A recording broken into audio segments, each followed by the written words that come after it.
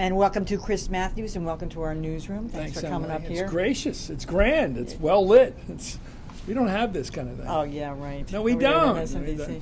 And anybody who doesn't know, I should point out the obvious. You were also Tip O'Neill's administrative aide, so you've written this book. But I want to ask you, starting, do you think if Tip O'Neill were Speaker and Ronald Reagan were President, we would be in the situation we're in now? Well, one thing is you'd have two leaders who could actually negotiate a deal together, because Tip was the classic Democratic liberal whose thought like them, his gut was like them, his heart was like them. So when he thought of something, felt something, it represented the caucus. Same with Reagan, who created modern conservatism. The trouble is today you have a president who's a bit, put lightly, disconnected from a lot of the Democrats.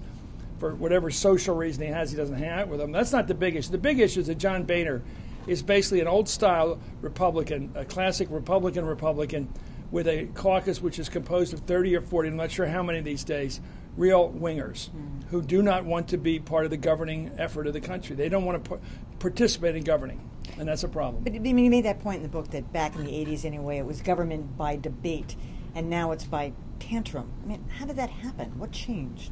I think Newt Gingrich, I don't want to make it partisan because the book is, as you can tell, having read it, it's not a partisan book.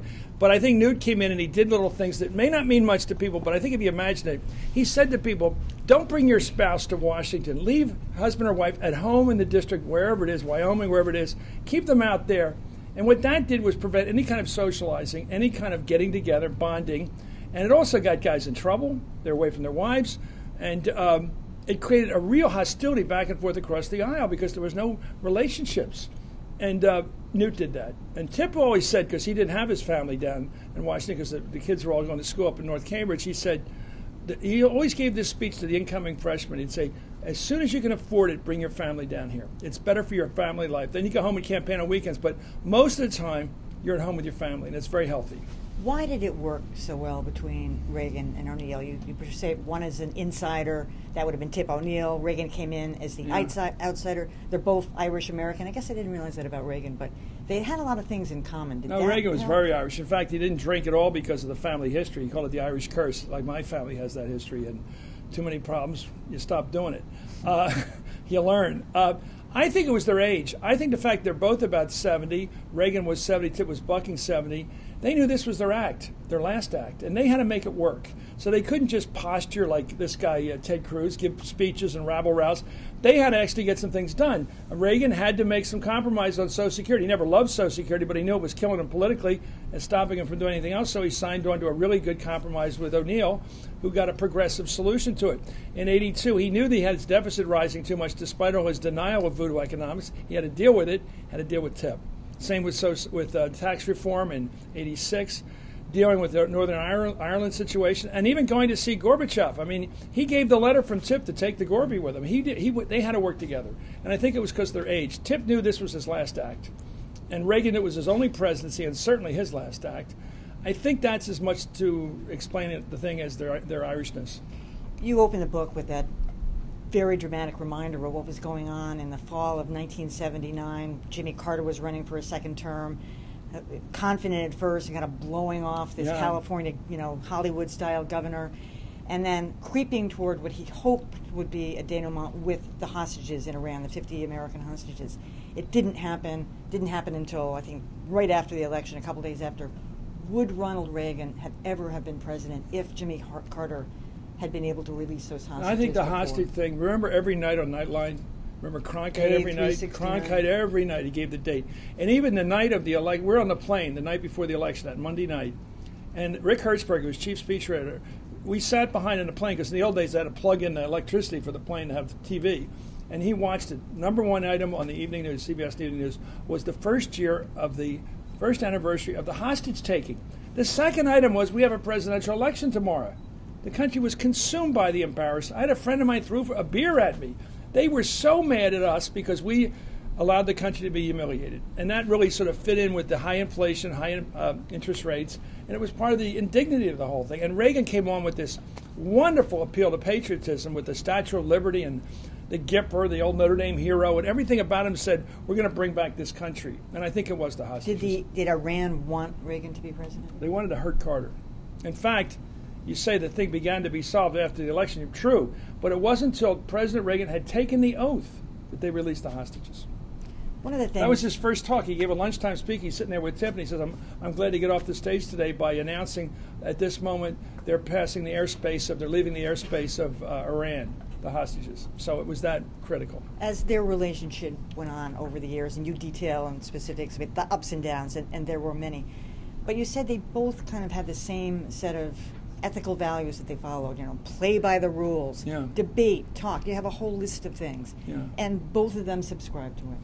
Well, I tell you, this is so ironic today because things are different today. Remember a honeymoon? A president got elected, and there was a sense, well, the country wanted this guy.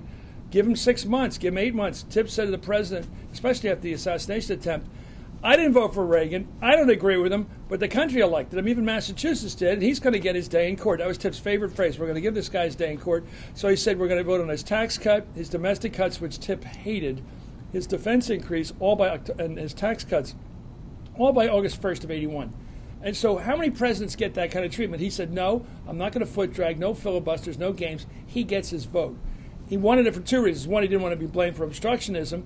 But 2, he wanted to be able to blame Reagan. And he knew the minute the guy got what he wanted, he could then say, okay, it's Reagan's economy. And so it was political, but the voters got what they wanted. Listen, you got, speaking of getting what they wanted, you got the job of a dream. You talked about when you were traveling as a foreign student overseas. You dreamed about having this kind of a job as the chief administrative aide. But you got to tell the story. You didn't just get handed that job. You were working for the Capitol Police? No, what happened was, oh, come on, it's not that bizarre. Pretty First of all, I bizarre. really like The being a Capitol cop. Police? Okay, I'd like to be a cop. It's a cop. It's an Irish thing. Copper, Anyway, yeah. for some reason, I go to work. I'm knocking on doors around Capitol Hill. I just got back from the Peace Corps in Africa. I'm knocking on doors looking for a job. I wanted to be like Ted Sorensen. I wanted to be a speechwriter. And I went to all the Irish guys from the Northeast, all the Irish Catholic guys. I went to Holy Cross. I was a Peace Corps guy in Kennedy's Peace Corps, and I figured this will help. Nothing was happening. I finally found one guy in northern New Jersey who had a little problem with, he was a little mobbed up. He had a body in his basement that he couldn't quite explain. It was a loan shark. So he wanted to hire me, but then he decided not to, which was, I think, generous on his part. And then I found a young staffer working for Frank Moss, who was the liberal senator from Utah, LDS, Mormon. His young guy was Mormon, but Wayne Owens is his name. And he had worked for Teddy as his top aide on the floor when Teddy was whip. And he also had worked for Bobby when he was running before he got killed. And he wanted me, so he gave me the job after a little try to answer some questions. He gave me the job as a cop at night, working the office in the daytime. Same thing Harry Reid did, same thing Barnacle did. Who knew? And 3 months later, I was a full-time LA writing speeches for the senator. But that's how I got in the door. And then I worked for the Senate Budget under the great Ed Muskie, because Frank Moss got me that job. And then because of a girl I was going out with, woman I should say, Pat Gwaltney, McGinnis later, she married a doctor. She said, there's this job at the White House with the president's pet project, with his government reorganization. I get in that door, and then because of a pal of mine, Rick Hertzberg, I get to be one of the speechwriters. And therefore I was with the president right to the end, right on Marine One when we lost. And it's been serendipity. I feel like Zelig sometimes. You have. As the less they say is history. So Chris Matthews, thanks so much. I love the book. Thank you. And you read every page. I read every page. You really are unique. I know, I am. You are unique. What a pro.